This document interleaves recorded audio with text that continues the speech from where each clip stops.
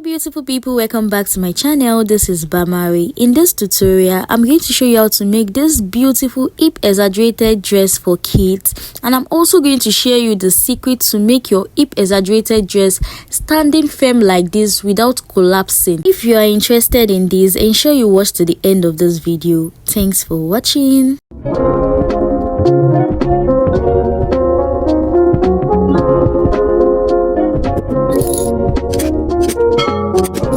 We start by cutting the upper part. The back piece is separated while the front piece is on fold, just like this. Then I left a zipper allowance of about 1 inch. The child shoulder is 10, so half of it is 5. I'll go ahead to mark the 5 down. Then for the neck width, I'll be using 2 inches for the neck width, and I'll be using a neck depth of 2.5. This is just a basic neckline for a kid. Then for the back neckline, I'll be using 1 inch. Just hold on, I will still cut the sweetheart neck. I'm just cutting a basic neckline for now. Then I'll go ahead to just rule it out. I'm going to come down by half an inch to make my shoulder slope, so I'll just rule it this way. Then I'll be taking my armhole measurement, which is 5. I'll go ahead to just shape it. After shaping it, I'll just be dividing the 5 into 2. Then I'll be coming in by half an inch. Then I'll just go ahead to curve my armhole just like this. Then I'll go ahead to measure our half length. Our half length is 9 inches, but I'll be adding 0.5 inches to the half length. That is 9.5. That half inch should be for sewing allowance, so I'll just go ahead to rule it out. Then we'll go ahead to draft the queen-line neckline design. So I'll be coming down by 3 inches. So I'll just go ahead to rule the 3 inches out. After ruling it, I'll go ahead to extend the neck width measurement, which is 2 inches, down to the 3 inches. Then I'll be coming in by 0.5 at this side. Then I'll just go ahead to connect it to the 2-inch neck width with my ruler, just like this. If you want it to be more curvy, instead of using 2 inch for your neck width, you can use 1.5 for your neck width. So after marking my neckline, I decided to just bring my neckline down by 0.5. So that will be, I marked a neckline depth of 3.5 inch, just like this. After doing that, I'll just go ahead to take the body measurement. I'll mark the bust, which is around 5 inch. Then I'll be adding 1.5 allowance to it. I'll also mark the waist, which is around 5.5. Then I'll add 1.5 allowance also to it. Then I'll just go ahead to rule it out. Then I cut. Just watch carefully the way I'm cutting it.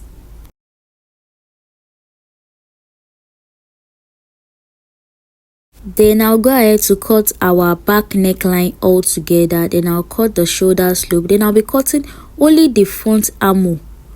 I won't cut the back, but I'll just go ahead to cut the back armhole straight without coming in by 0.5. Then I'll go ahead to cut our front neckline just this way. So this is how beautiful it is looking.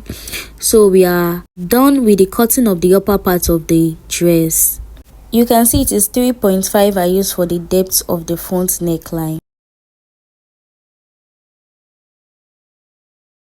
To cut the down part of the dress, I went ahead to fold my fabric this way. The back part is opened while the front part is on fold, and that blue line is my starting line. Then I went ahead to mark to leave a zip allowance of 1 inch at the back of the skirt also, just like the upper part. So I'll just go ahead to take quarter of the waist measurement. Then I'll be adding 1.5 sewing allowance to it.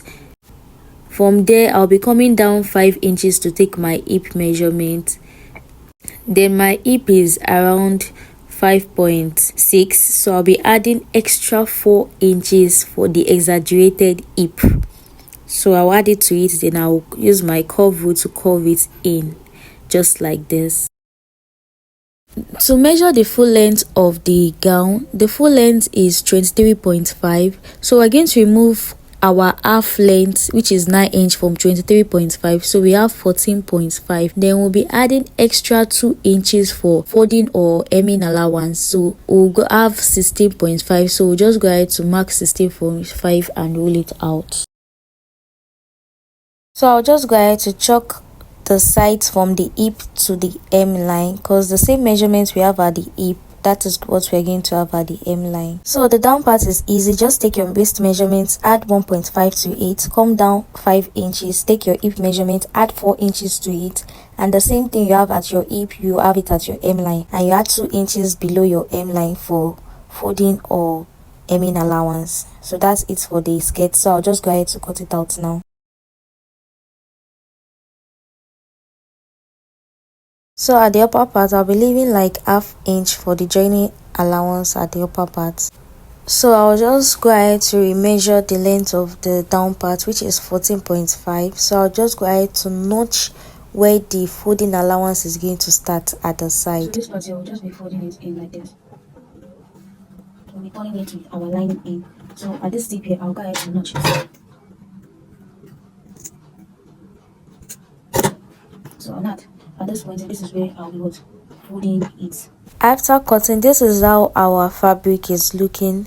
Don't mind my planting, just focus on the fabric. So go ahead to cut the sleeve out now.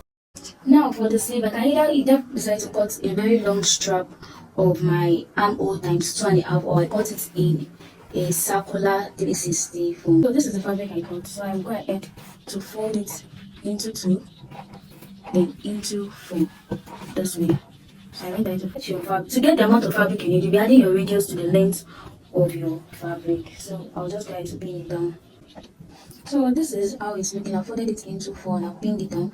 So to get your, so my round armhole is 10 divided by 6.28 will give us this. So you can either times this times 2 or you times it times 2.5. So I'll be times it by 2. So it is what 3. I'll just go ahead to mark the 3 inches all the way around, just like this. So this is the 3. So the length remaining, we have about 8 inches. So I'll just go ahead to mark the 8 inches all around and curve it. After curving it, I'll just go ahead to cut it just like this. I went ahead to cut the 2 sleeves in the same way in a 360 flay form.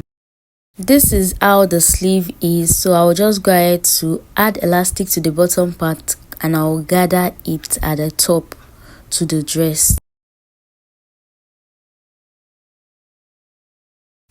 You can see the fabric. I went ahead to cut lining piece for everything, and you notice that for the skirt we had to fold the folding allowance we left, the 2 inch, we folded it up and ironed it, so our lining will be starting from that point. Now we are going to go ahead to work on the skirt part of the gown. So first thing I'll do is I'll go and iron an stay to the skirt part. It is optional, you can decide not to do it, but I decided to do it because I just wanted to have a smooth appearance at the front part. The skirt is properly ironed and interfaced with an stay. You can see how it looks like. So the secret to make a perfect hip-exaggerated dress is this ad net. This ad net, you don't need any boning. You can add boning, but it's totally optional. This ad net will give it the perfect structure and shape without it bending or losing form or shape for a long time. Part of the reason I also interface the fabric is that I won't like the ad net poking through the fabric or anything. Also, I used a hot scissors to cut the ad net when I was cutting it, or you can use your soldering iron. So I will just take it to my iron and I will press it down with the hemming gum so it can stick to the fabric. So I'm attaching the ad net to the main fabric. Though some people call it ad net, some people call it mesh net. Anyone, as long as you can get the material. This is how it is looking after it has been ironed. You can see that the ad net is only attached to the front part, it's not attached to that fold. So the next thing we're going to do is we're going to place it right side facing right side, just like this. Then we're going to stitch it on the sides with our sewing machine. stitch it all the way down. So this is how it is looking. So I'll pin it down like this. Then I'll stitch it all the way on the side using 1 inch. I'll take the other side also, stitch it all the way around using 1 inch. So I'll go ahead and stitch it right side facing right side. The same thing I'm doing to the main fabric, I'll go ahead to do that to the lining piece also. I'll be joining the lining piece using 1 inch at the sides. When I'm done joining them, I will show you how it looks like. For the upper part also, I'll go ahead to use the lining to turn the upper part, the neckline, and also the back also. I'll be turning the lining with the back also and show you how everything looks like. This is how it is looking. I've joined the lining piece together. I've also joined the main piece together. You can see the inside of the main piece. I also went ahead to hem the inside with the lining piece because we want to make, in as much as we want the structure to form, we want to ensure that the child is very comfortable, whether child or whether adult, is very comfortable and there's nothing poking the person.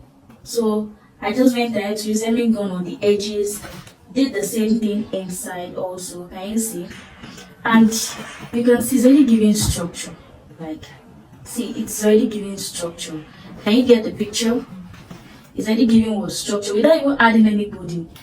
Option, it is optional. You can decide to add a bone and you may not add any bone, but without adding any boning, you can already see the structure of the dress. So now the next thing I'll do is I'll take my lining piece,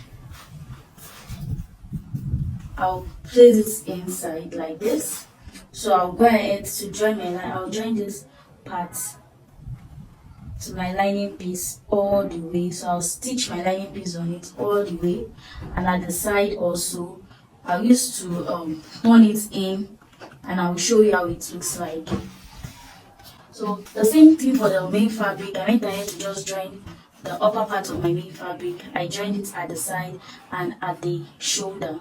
I did the same thing for the lining also. I joined it at the side and also at the shoulder. I didn't cut the neckline of my shoulder because I don't want it to expand. So I'll take my main fabric also this way.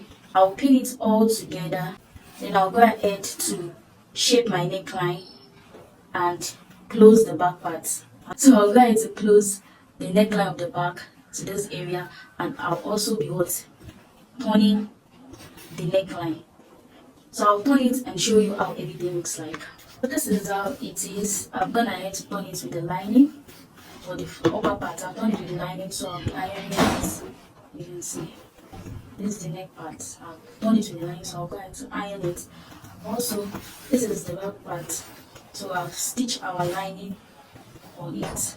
I've stitched our lining on it. So I'll go ahead to pull it down. I just went ahead to turn it. Then I'll be using a pointy object to allow the edges to come out properly. So this is how the inner part is looking.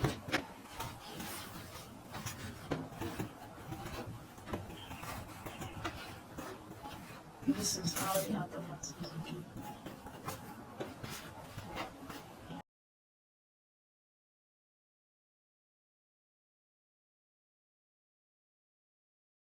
So I'll be needing iron to press it down and iron it properly. Then after ironing it properly, I'll be attaching the upper parts of the dress to the lower part of the dress, just like this. So I'll iron it and I'll take my top part and I'll attach it to it and show you how it looks. After ironing the gown, you can see how it's laid properly, and also you can see the inside of the gown, how neat it is. The part I actually even joined, I went ahead to hem it. You can see how neat it is. So the next thing I'm going to do is to attach my zipper to the gown. So I'll be stopping the zipper 5 inches below the waist for her. So I'll attach the zipper and we'll go ahead to attach the sleeve to our gown. After attaching the zipper, you can see how neat the back zipper is. So we'll go ahead to attach our sleeve now. And to attach our sleeve, we'll be measuring our round armhole, and we have around 10 at the armhole. So our sleeve that we initially cut using a 360 flay formula, will be bringing it up back. Then we'll go ahead to hem the down part of our sleeve just like this. I hemmed it in such a way that a tiny elastic thread can pass through it. So I just go ahead to use my safety pin to pin my elastic thread. So through an opening I kept, so I'll be inserting the elastic thread into the 360 flay all around it. Then I'll gather it just like this. Isn't this beautiful? Isn't this full? So this is actually a perfect way to achieve the sleeves. So I'll go ahead to gather the top part of the sleeve to the 10 inches that it is for our armhole. After I've gathered it, I will be attaching it to our main dress. I went ahead to do the same thing for the other sleeve also. I hemmed it, then I inserted the elastic band into it. This is the dress, so I'll just go ahead to measure the armhole of the dress. We have about 10 inches, so I'll be taking my sleeves, then I'll be gathering it. I'll just be making small pleats on the sleeve just like this. I'll be gathering it till I have 10 inches. Then after that, you can see after pleating it, we have about 10 inches. You can see we have 5 inches, and that's 10. I have it for the second sleeve also. So we'll just go ahead to attach the sleeve to the dress just the way I am doing it. If you have watched to this point of this video, I believe you have actually gained something valuable from this video. Please subscribe, support my channel so that you can see more helpful tutorials like this. Then I'll just go ahead to stitch it all around like that.